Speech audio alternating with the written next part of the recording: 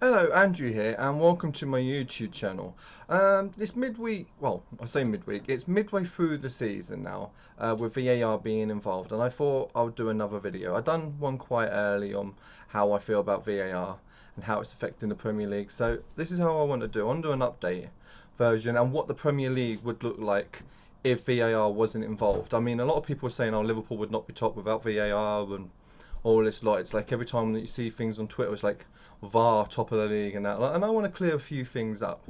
So I'm going to start with the fact that yes, okay, our lead would be slashed in half, right? So without VAR, we would only be 7 points clear at the top of the table with a game in hand, rather than the 14 that we are. We have a big gap over Leicester and City at the moment, but yet VAR would change that a little bit. Oh, let me just move that light so nobody's not actually getting blinded. But we would only be 2 points worse off than what we actually are. And that would be the game against Wolves. And that's where that goal technically should have stood. So it's... Well, actually, no. I mean, they ain't including a couple of games here, actually. I'm going to actually... Let's look at it, right? So you've got the Wolves one, right? You've got... let's do this properly. Not just by a Google thing. Well, I'm going to do this properly. So you've got the Wolves one just offside. Okay, so maybe. The Crystal Palace one where a push... Was Lovren getting there? No, it is a push. But then you see one that a goal was given, and there was a push, and the goal wasn't ruled out. They have to be consistent. I'm not too sure what two teams it was, but if you're not consistent, it's completely irrelevant of having VAR. Let's look at... I'll continue with the table in a minute, but let's look at some of this handball decisions. The one for City at the beginning where it rolled off of, I think it's Laporte's arm, and a goal was scored and it was ruled out. The Declan Rice one where it got knocked onto his hand and the goal was disallowed. If that hits a defender that close, there's no penalty given, right? So I'm a defender. I'm defending, and say, so I'm the defender. I'm against Liverpool right now. Man United defender. Just let's go.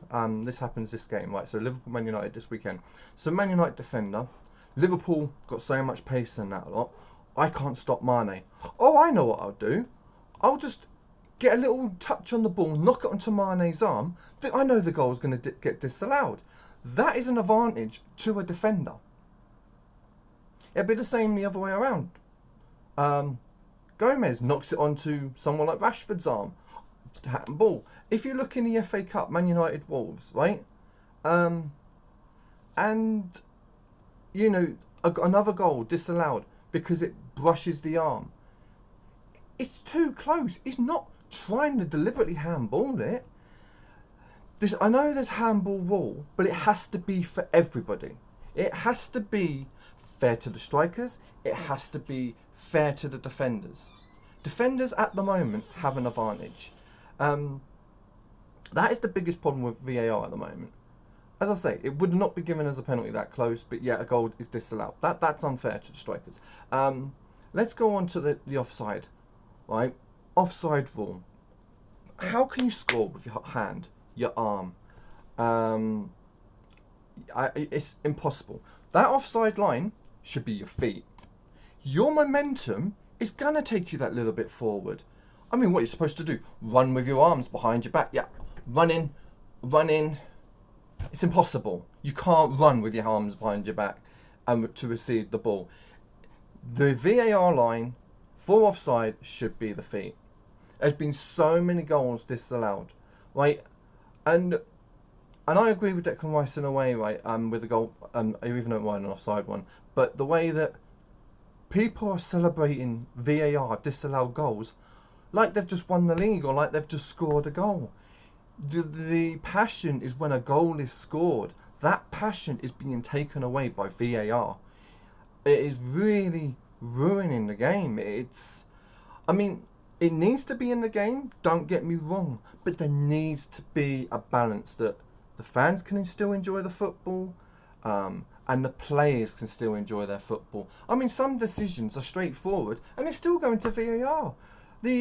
For instance, it took, I mean, it didn't take as long, obviously, because it was clear and obvious. But when Man United scored against Wolves, Matt's clearly onside. Don't need VAR for that. You can see it by miles. You don't need, oh, let's just check it with VAR. Just get on with the game.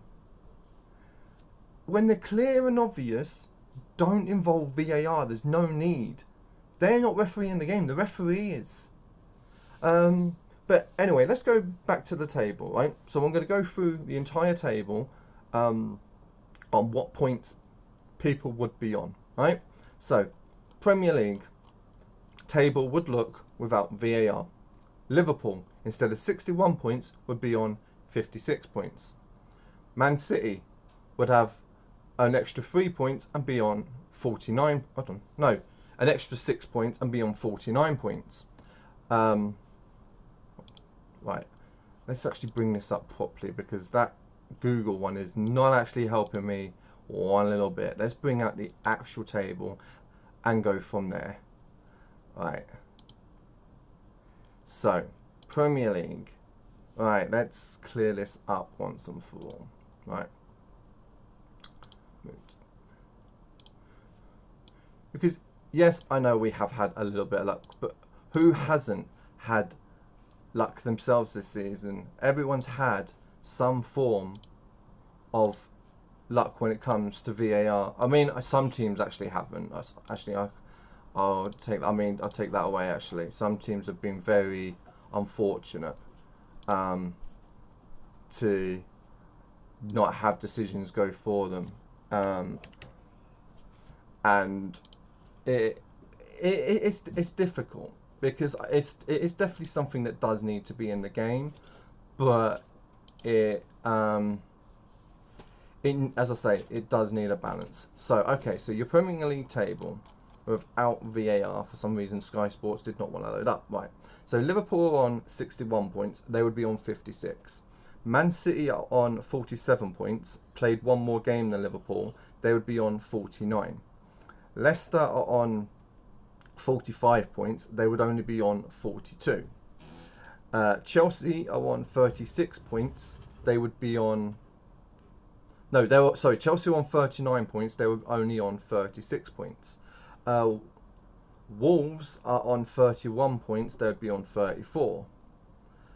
Sheffield United on 32, they would remain on 32.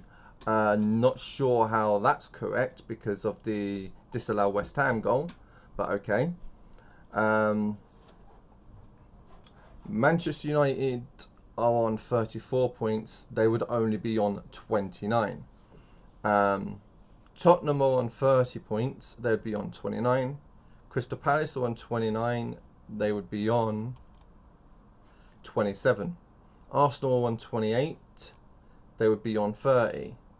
Everton 28, Everton stay on 28.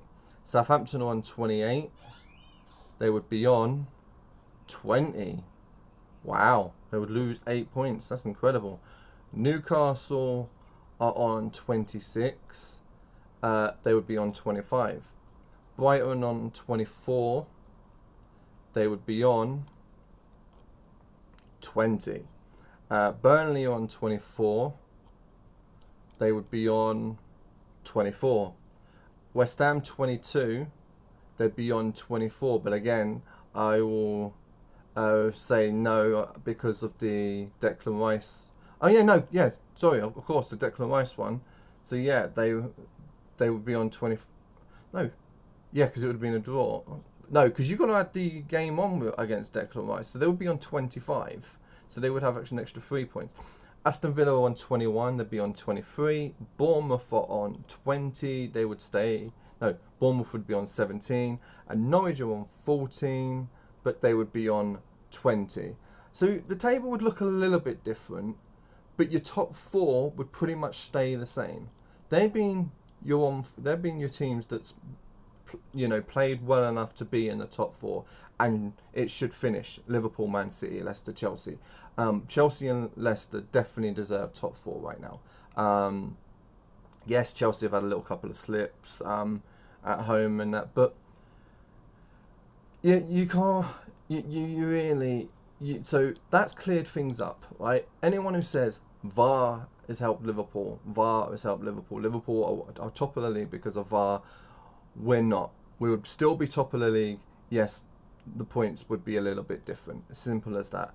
Oh, I'm not going to rabbit on anymore. I will be doing a video a little bit later on my Premier League predictions. But for now, I will leave you with 3 words. VAR. Anyway, thanks for watching. Speak to you soon. Bye bye.